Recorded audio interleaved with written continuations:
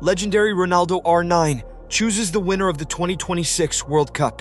Alright guys, who is actually the best team at this World Cup right now? Because depending on who you ask, you're going to get a very different answer. Let's start with one of the biggest names in football history.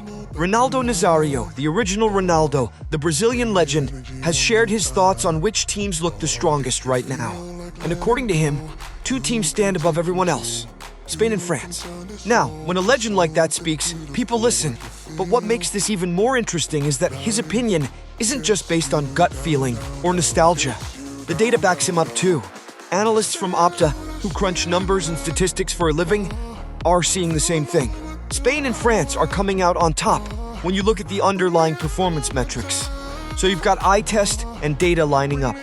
Spain with their elegant possession football, and France with their blend of pace, power, and individual brilliance. On paper, it sounds like these two are the teams to beat. But here's where things get interesting, because not everyone agrees. If you look at the official FIFA rankings, the picture looks a little different.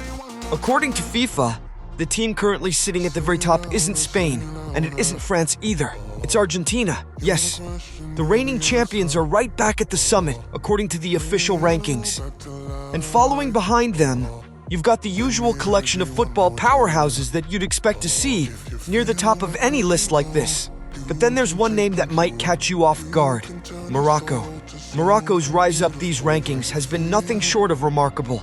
We're talking about a team that has been climbing steadily, surprising people along the way, and now finding themselves mentioned in the same breath as some of the traditional giants of the sport. If you'd told people a few years ago that Morocco would be this high up in a major ranking system, plenty of fans would have laughed it off. Now, nobody's laughing. So what do we actually take from all this? On one hand, you've got a legend and advanced analytics pointing to Spain and France as the strongest teams based on current form and performance.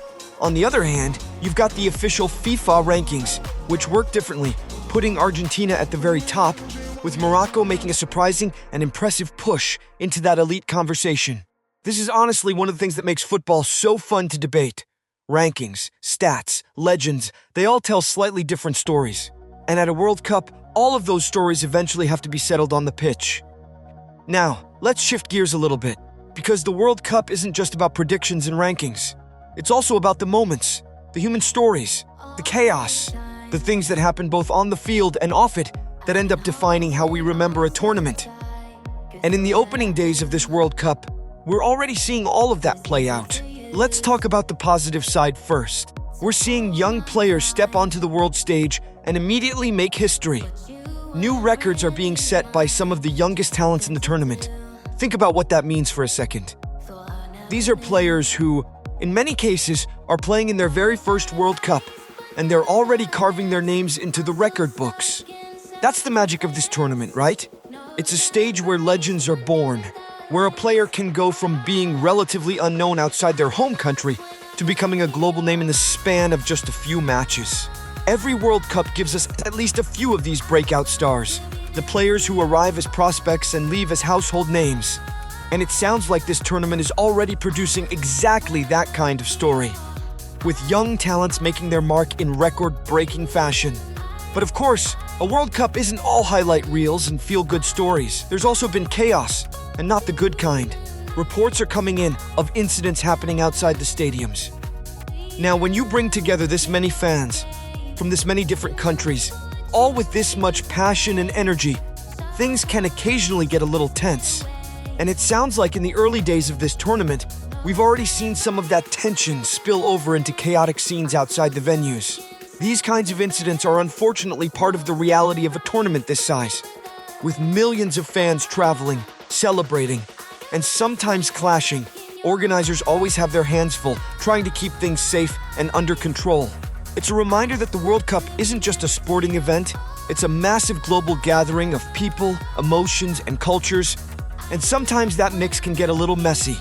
So when you put it all together, what we're really seeing here is a snapshot of everything that makes a World Cup feel alive.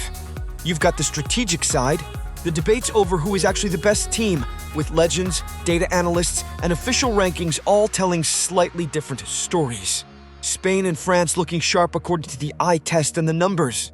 Argentina sitting at the top of the official rankings as defending champions, and Morocco quietly making a statement by climbing into that conversation as well. Then you've got the human side, young players writing their names into history with record-breaking performances, giving us a glimpse of the future stars of the sport. And then the messier, more chaotic side, with incidents outside the stadiums reminding us just how big and intense this event really is. This is what early World Cup coverage always feels like, a mix of analysis, predictions, surprises, celebration, and yes, sometimes a bit of chaos. And honestly, that's part of why we can't look away. So here's something to think about. If you had to pick right now, based on everything we just talked about, who would you back as the strongest team in this tournament? Are you siding with Ronaldo Nazario and the Opta data, putting your faith in for France? Or are you trusting the official FIFA rankings, backing Argentina to defend their crown, with Morocco as your surprise pick to make a deep run? There's no wrong answer here, just strong opinions, and that's exactly what makes this fun. Let us know down in the comments which team you think is the real favorite right now, and keep an eye out for those young breakout stars. Because if the early signs are anything to go by, we might be watching the next generation of football legends right in front of us. If you found this video interesting, do us a favor and hit that like button. It genuinely helps us out a ton. And if you're new here, go ahead and subscribe, because we're covering every twist and turn of this World Cup, the predictions, the records, the controversies, all of it. Trust me, you don't want to miss what's coming next. See you in the next video, guys.